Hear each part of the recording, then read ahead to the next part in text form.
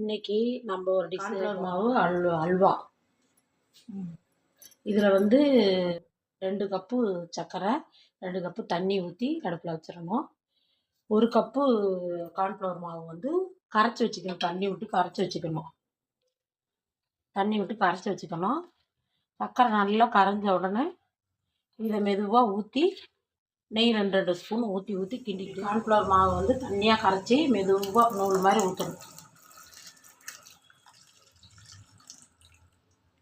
கை விடாமல் கிண்டணும், இல்லைன்னா கட்டி விழுந்துடும். நெய் 2 ஸ்பூன் ஊற்றி கிண்டிக்கிட்டே இருக்கணும். கிண்டிக்கிட்டே இருக்கணும். இப்போ வந்து எசன்ஸ் கொஞ்சம் ஊற்றி விட்றணும். நல்லா கெட்டியாக வந்துடுச்சு. எசன்ஸ் ஊற்றணும்.